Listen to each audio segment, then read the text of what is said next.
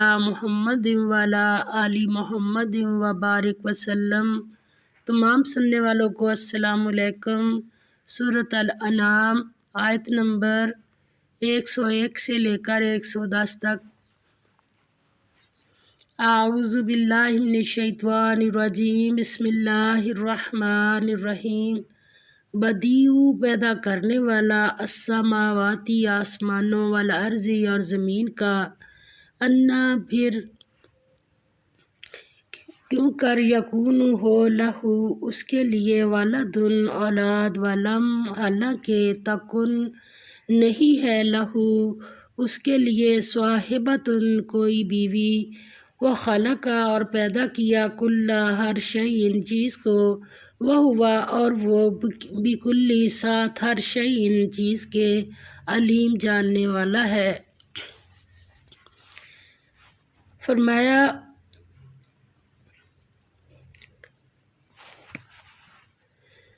وہی آسمانوں اور زمین کا پیدا کرنے والا ہے، اس کے اولاد کہاں سے ہو جب کہ اس کے بیوی ہی نہیں، اور اس نے ہر چیز کو پیدا کیا اور وہ ہر چیز سے باخبر ہے۔ ایک تو یہاں سے یہ پتہ چلا کہ اولاد وغیرہ جو ہے یا یہ ساری چیزیں جو ہیں یہ سہارے ہیں، اور اللہ تعالیٰ ان چیزوں سے پاک ہے۔ بدیع کا معنی ہے کہ کسی چیز کو بغیر نمونے کے پیدا کرنے والا، یعنی ان کا پہلے کوئی نمونہ موجود نہ تھا، اس نے اس کو ایجاد کیا۔ سیدنا عبداللہ بن عمر رضی اللہ تعالیٰ عنہ بیان کرتے ہیں کہ رسول اللہ صلی اللہ علیہ وسلم نے فرمایا، آسمانوں اور زمین کے پیدا کرنے سے 50,000 سال پہلے اللہ تعالیٰ نے مخلوقات کی تقدیریں لکھ لیں، اور اس وقت اللہ تعالیٰ کا عرش پانی پر تھا۔ مسلم۔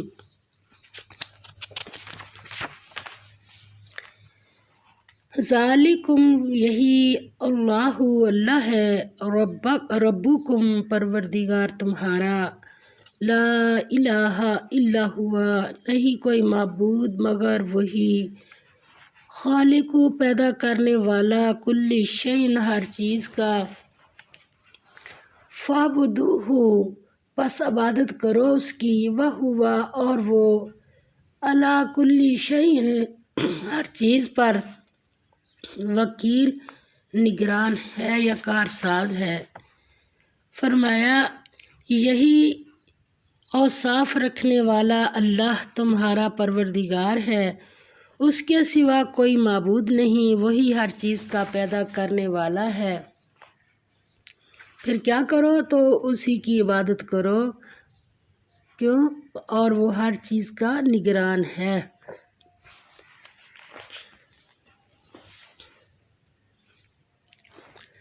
سیدنا ابو ہریرہ رضی اللہ تعالیٰ عنہ بیان کرتے ہیں کہ رسول اللہ صلی اللہ علیہ وسلم نے فرمایا،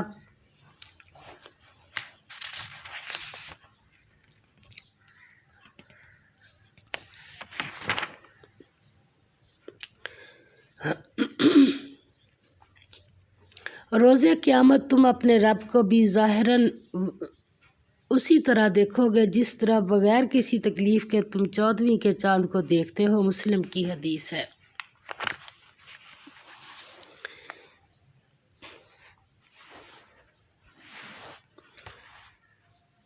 لا نہیں تدرکہ پاتی اس کو، الابصار آنکھیں، وہو اور وہ، یدرک پا لیتا ہے الابصار نگاہوں کو، وہو اور وہ، اللطیف بھید جاننے والا، الخبیر خبردار ہے۔ نگاہیں اس کا ادراک نہیں کر سکتی، اور وہ نگاہوں کا ادراک کر سکتا ہے، اور وہ بھید جاننے والا خبردار ہے۔ ادراک کا مطلب ہوتا ہے کہ دیکھنے سے آگے کی قوت، اس کا نام ادراک ہے۔ جو ہم دیکھتے ہیں یہ اس سے اگلی چیز ہے کہ اس کا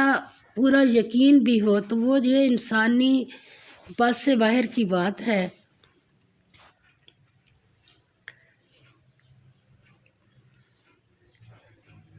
سیدنا ابو ہریرہ رضی اللہ تعالیٰ عنہ بیان کرتے ہیں کہ رسول اللہ صلی اللہ علیہ وسلم نے فرمایا، یعنی دنیا میں نہیں، روز قیامت تم اپنے رب کو بھی ظاہراً اسی طرح دیکھو گے جس طرح بغیر کسی تکلیف کے تم 14ویں کے چاند کو دیکھتے ہو۔ یہ دنیا میں ممکن نہیں ہے، آخرت میں ممکن ہے، مگر اس میں بات کون سی اہم آئی ہے کہ ہم ان چکروں میں تو پڑ جاتے ہیں، اللہ کو دیکھا ہے کہ نہیں دیکھا، یہ ہے وہ ہے، تو مگر اللہ تعالیٰ یہاں پر ہمیں ایک بات سمجھا رہے ہیں کہ جب وہ اتنی قوت والا ہے تو پھر عبادت بھی اس کی کرو۔ اصل جو اس میں نقطہ ہے نا دونوں آیتوں میں، اللہ کی عبادت۔ لطیف اس چیز کو کہتے ہیں جو کسی پیمانے سے، اب سائنس نے اتنی ترقی کر لی ہے، ایک لکیر کھینچتے ہیں تو اس کو ناپ کے بتا دیتے ہیں کہ یہ اس کا بھی وزن، مگر یہ لطیف جو اللہ بے جاننے والا ہے،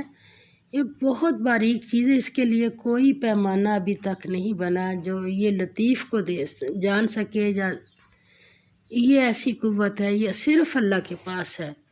قد جاءکم تحقیق آ چکی تمہارے پاس،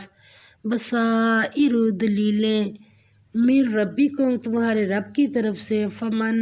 پس جس نے ابصرا دیکھا، فالی نفسی ہی تو اپنے نفس کے لیے، ومن اور جو عمیہ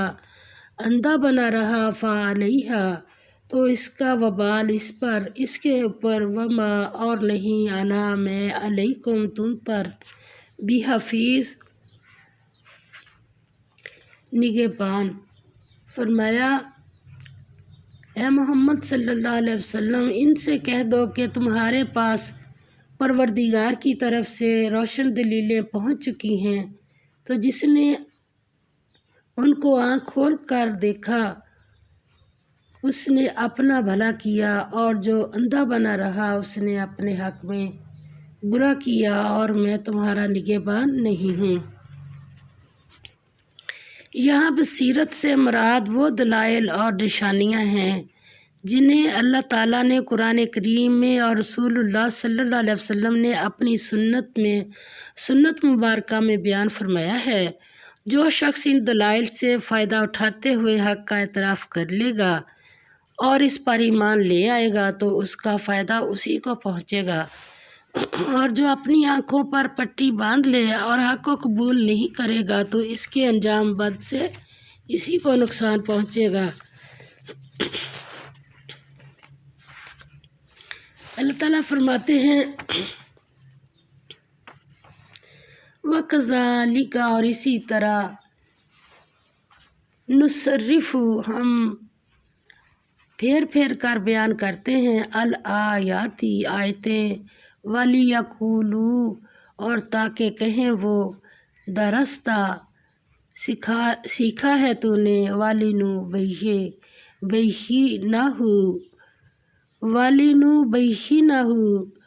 اور بیان کریں ہم اس کو، لِقَوْمٍ ان لوگوں کے لیے، یعلمون جو سمجھتے ہیں۔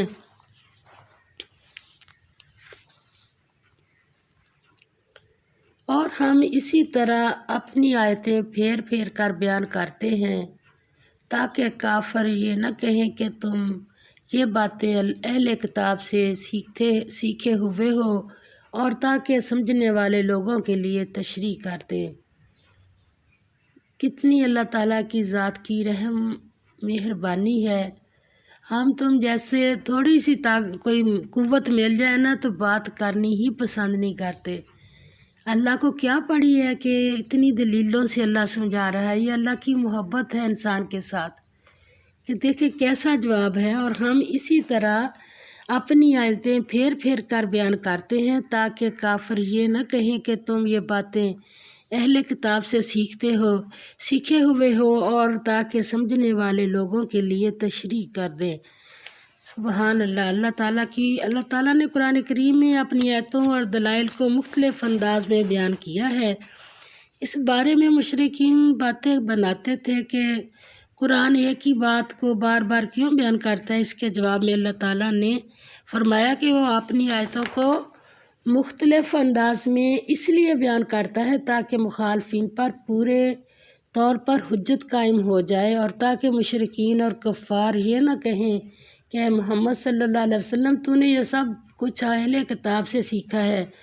اور اس لیے بھی بیان کرتا ہے کہ حق کے طلبگاروں کے لیے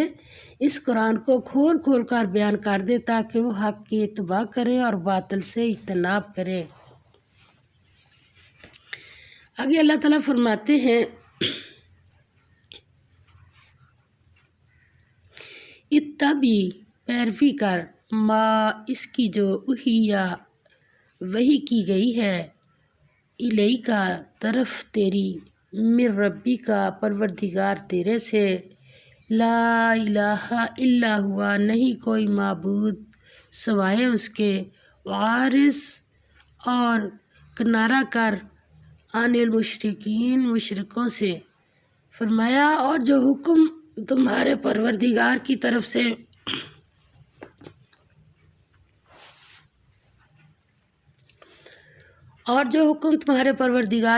سے تمہارے پاس آتا ہے اسی کی پیروی کرو، اور اس پروردگار کے سوا کوئی معبود نہیں، اور مشرکوں سے کنارہ کر لو۔ سیدنا ابو ہریرہ رضی اللہ تعالیٰ عنہ بیان کرتے ہیں رسول اللہ صلی اللہ علیہ وسلم نے فرمایا انبیاء میں سے ہر نبی کو کوئی نہ کوئی معجزہ عطا کیا گیا، اور اسی معجزے کی مثل لوگ ان پر ایمان لائے، اور مجھے جو معجزہ دیا گیا وہ وہی قرآن ہے جسے اللہ نے مجھ پر وحی کے ذریعے نازل کیا ہے۔ یہ سب سے بڑا معجزہ ہے، پس مجھے امید ہے کہ میری امت کے لوگ قیامت کے روز تمام انبیاء کی امتوں سے زیادہ ہوں گے۔ بخاری۔ آگے فرمایا وَلَوْ شَاءَ اللَّهُ اور اگر چاہتا اللہ ما اشرکوا نہ شرک کرتے وہ، وما اور نہیں جعلنا کا بنایا ہم نے تمہیں علیہم ان پر حفیظاً نگہبان، وما اور نہیں انتا تم علیہم ان پر بوکیل دروگا۔ فرمایا اور اگر اللہ چاہتا تو یہ لوگ شرک نہ کرتے، اور اے پیغمبر صلی اللہ علیہ وسلم ہم نے تم کو ان پر نگہبان مقرر نہیں کیا اور نہ تم ان کے دروگا ہو۔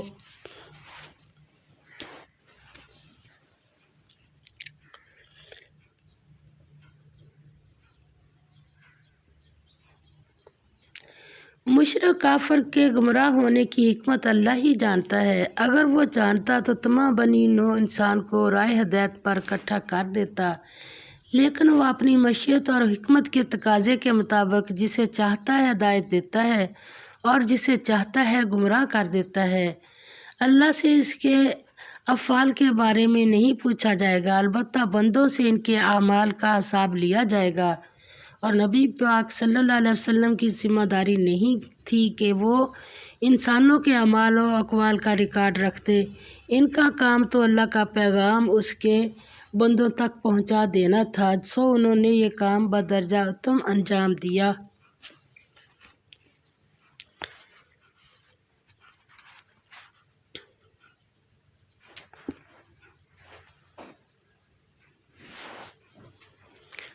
ولا اور نہ تعصبوا برا کہو الذین ان کو جنہیں یدعون یہ پکارتے ہیں من دون اللہ سوائے اللہ کے، فیسبوا پس برا کہنے لگیں اللہ کو عدواً زیادتی یا بے ادبی سے، بغیر علم بغیر علم کے، کذالک اسی طرح زینا آراستہ کیا ہم نے لکل لیے ہر امت فرقے کے عمل ان کا، ثم پھر الی طرف ربہم پروردگار اپنے کے مرجعہم لوٹ کر جانا ہے ان کو، فَيُنَبِّئُهُم، تب وہ مَرْجِعُهُم، لوٹ کر جانا ہے ان کو، فَيُنَبِّئُهُم، تب وہ ان کو بتا دے گا، بِمَا كَانُوا، ساتھ اس کے جو تھے، یعملون، وہ عمل کرتے۔ فرمایا اور جن لوگوں کو یہ مشرک اللہ کے سوا پکارتے ہیں، ان کو برا نہ کہنا کہ یہ بھی کہیں اللہ کو بے ادبی سے بے سمجھے برا نہ کہہ بیٹھیں۔ اسی طرح ہم نے ہر فرقے کے اعمال ان کی نظروں میں اچھے کر دکھائے ہیں، پھر ان کو اپنے پروردگار کی طرف لوٹ کر جانا ہے، تب وہ ان کو بتائے گا کہ وہ کیا کرتے تھے۔ سیدنا عبداللہ بن عمرو رضی اللہ تعالیٰ عنہ بیان کرتے ہیں کہ رسول اللہ صلی اللہ علیہ وسلم نے فرمایا، کبیرہ گناہوں میں سے یہ گناہ بہت بڑا ہے کہ کوئی شخص اپنے والدین پر لعنت کرے۔ آپ صلی اللہ علیہ وسلم سے پوچھا گیا، اے اللہ کے رسول صلی اللہ علیہ وسلم، آدمی اپنے والدین پر کیسے لعنت کر سکتا ہے؟ تو آپ صلی اللہ علیہ وسلم نے فرمایا، کوئی شخص دوسرے شخص کے باپ کو برا کہے گا تو جواب میں وہ اس کے باپ کو برا کہے گا، اور وہ اس کی ماں کو برا کہے گا تو جواب میں وہ دوسرا اس کی ماں کو برا کہے گا۔ بخاری۔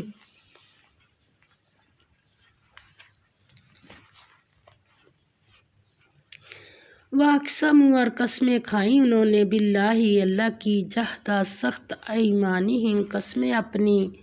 لَئِن، البتہ اگر، جاءتہم، آئے ان کے پاس، آیتن، کوئی نشانی، لَیُؤْمِنُنَّ، تو ضرور ایمان لے آئیں، بِہَا، اس پر، قل، کہہ دو، انما، سوائے اس کے نہیں کہ، الآیاتُ، نشانیاں، عند اللہ، پاس ہیں اللہ کے، وما یشعرکم، اور کیا خبر تمہیں، انہا، کہ وہ نشانیاں، اذا، جب، جاءت، آئیں، لا یؤمنون، نہ وہ ایمان لائیں، ونقلب، اور ہم الٹ دیں گے، افئدتہم، ان کے دلوں کو، وابصارہم، اور ان کی آنکھوں کو، کما، ایسے، لم یؤمنوا، نہیں ایمان لائے وہ، بہ، اس پر، اول مرۃ، پہلی بار، ونذرہم، اور چھوڑ دیں گے ہم ان کو، فی طغیانہم، سرکشی میں اپنی، یعمہون، کہ بہکتے رہے۔ فرمایا اور یہ لوگ اللہ کی سخت سخت قسمیں کھاتے ہیں کہ اگر ان کے پاس کوئی نشانی آئے تو وہ اس پر ضرور ایمان لے آئیں گے۔ کہہ دو کہ نشانیاں تو سب اللہ ہی کے پاس ہیں، اور مومنو، تمہیں کیا معلوم ہے، یہ تو ایسے بدبخت ہیں کہ ان کے پاس نشانیاں آ بھی جائیں تب بھی ایمان نہ لائیں گے، اور ہم ان کے دلوں اور آنکھوں کو الٹ دیں گے، تو جیسے یہ اس قرآن کو پہلی دفعہ ایمان نہیں لائے، جیسے یہ اس قرآن پر پہلی دفعہ ایمان نہیں لائے، ویسے پھر نہ لائیں گے، اور ان کو چھوڑ دیں گے کہ اپنی سرکشی میں بہکتے رہیں۔ اللہ تعالیٰ نے فرمایا، نبی صلی اللہ علیہ وسلم نے نبی صلی اللہ علیہ وسلم کو حکم دیا کہ ان کے جواب میں انہیں کہہ دیں کہ آیتیں اور نشانیاں اللہ کے پاس بہت ہیں، لیکن تمہاری مرضی کے مطابق ان کا لانا میرے اختیار میں نہیں ہے۔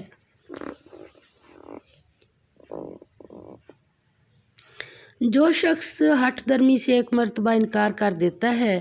پھر وہ مسلسل انکار ہی کرتا رہتا ہے، اگر اسے ایمان لانا ہوتا تو پہلے ہی کیوں انکار کرتا؟ اس نے جان بوجھ کر پہلی مرتبہ انکار کیا، اب وہ آئندہ بھی ایسا ہی کرتا رہے گا۔ اس سے قبول حق کی توقع رکھنا فضول ہے۔ یعنی ایک ہے پتہ نہیں تھا تو انکار کیا، کہ پتہ ہے تو انکار کیا، تو پھر اللہ تعالیٰ یہ صلاحیت چھین لیتے ہیں۔ اللہ تعالیٰ ہمیں معاف فرمائے اور صحیح پڑھ کر صحیح عمل کرنے کی توفیق عطا فرما دے۔ وآخر دعوانا الحمدللہ رب العالمین، آمین یا رب العالمین۔